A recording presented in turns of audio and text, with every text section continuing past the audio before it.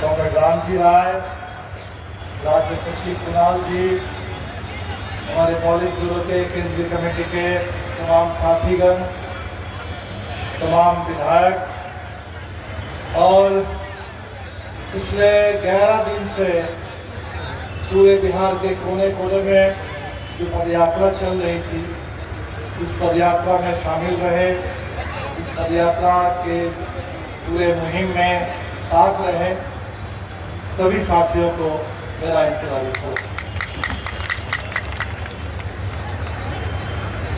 बदलो बिहार नया यात्रा, इसी के साथ हम लोगों ने यात्रा शुरू की और जो हमने देखा नवादा से पटना आते हुए, इस समय बिहार की सरकार पूरी तरह से जनता से अलग थलग है। जनता और सरकार बिल्कुल अलग, कोई लेना देना जनता के लिए सरकार के बीच में नहीं। और ये सिर्फ इस यात्रा की बात नहीं है, हमने उस दिन तो इसको बहुत शिद्दत से महसूस किया जब कोसी का तटबंध टूटा हुआ था। हम लोग दरभंगा के इलाके में बाढ़ प्रभावित इलाकों का दौरा कर रहे थे और उस समय पटना में जनता दल यू की बैठक हो रही थी नीतीश जी के नेतृत्व में, और वहां मंथन चल रहा था कि 2025 के विधानसभा चुनाव में नीतीश जी को फिर कैसे मुख्यमंत्री बनाया जाए और 243 में 225 सीट कैसे जीता जाएगा, उसके लिए रणनीति बन रही। और पूरा उत्तर बिहार बाढ़ में डूबा हुआ था।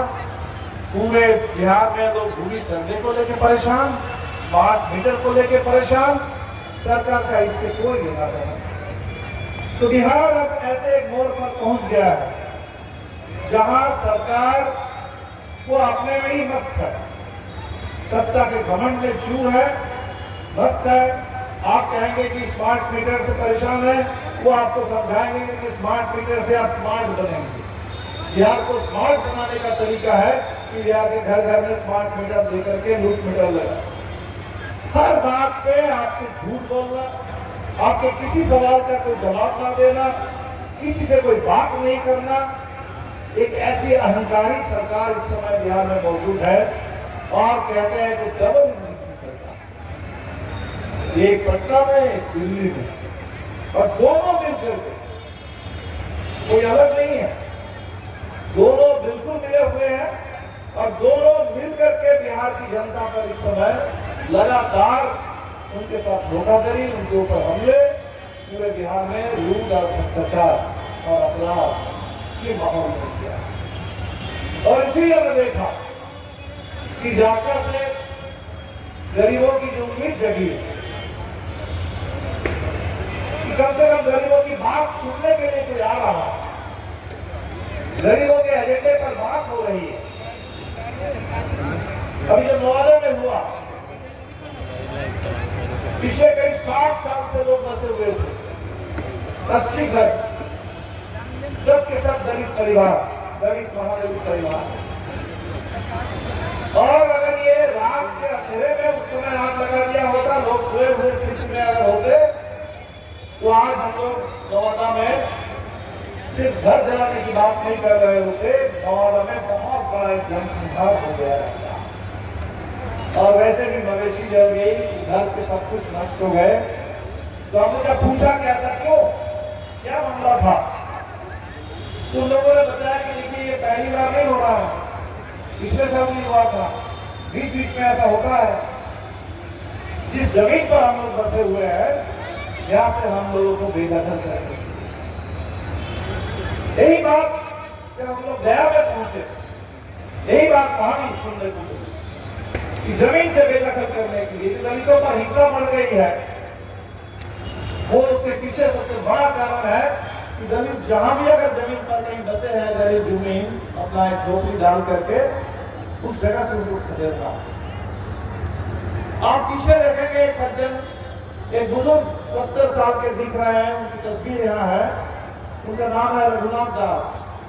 हम लोग सड़क से चल रहे थे सड़क के किनारे किसी दूर गांव से वो दौड़ते हुए हमारी यात्रा में आए और उन्होंने कहा कि भाई हमारे पास थोड़ी सी गुलाम की जमीन है, अब इस जमीन से भी हम लोगों को भगाने की पूरी कोशिश हो रही है, कहाँ जाए क्या करें। तो भूमि सर्वे, सबसे पहले इस बात को समझ लेना जरूरी है कि बिहार में भूमि सुधार के लिए भूमि सर्वे नहीं हो रहा। भूमि सुधार के लिए तो आयोग बना था, आयोग की तो पूरी रिपोर्ट आ चुकी थी। तो भूमि सुधार करना होता नीतीश बाबू को तो वो आयोग की रिपोर्ट को लागू करते, पूरा नहीं तो कम से कम आधा लागू करते। उस रिपोर्ट को तो नीतीश जी ने कूड़ेदान में फेंक दिया। ये भूमि सर्वे कोई भूमि सुधार के लिए नहीं हो रहा है, ये भूमि सर्वे हो रहा है कि बिहार में इतने लंबे समय के भूमि आंदोलन के जरिए, संघर्षों के जरिए दशकों से, अभी धीरे धीरे बात कर रहे थे भोगेंद्र झा के जमाने की, आजादी के पहले के दौर में जमींदारी उन्मूलन के लिए आंदोलन खड़े हुए थे, शाहजानंद सरस्वती के जमाने में जो आंदोलन खड़े हुए थे, दशकों से लड़ते हुए और खासकर भाकपा मारे के आने के बाद भोजपुर से लेकर के पूरे पटना जहानाबाद से लेकर उत्तर बिहार में लाल झंडा लेकर के जो गरीबों ने अपनी एक पहचान बनाई, थोड़ी सी भी जगह गरीब के कब्जे में आई, उस जमीन पर गरीबों ने झोपड़ी लगा करके किसी तरह वो जिंदा रह रहे हैं। इस भूमि अधिकार को जो कुछ भी आपको अभी तक मिला है, इसको नष्ट करने के लिए, छीनने के लिए और पूरे बिहार में एक लैंड बैंक बना करके बिहार की जमीन को किसान से, गरीबों से लेकर के कंपनियों को देने के लिए साजिश है। जो किसानों के साथ साजिश थी वो भी यही कि खेती बर्बाद कर दो, किसान से जमीन ले लो। किसानों ने साजिश को पहचाना और वो 3 कानून के खिलाफ किसान जम के लड़े। सरकार को थोड़ा पीछे हटना पड़ा, वो 3 कानून गए, लेकिन अभी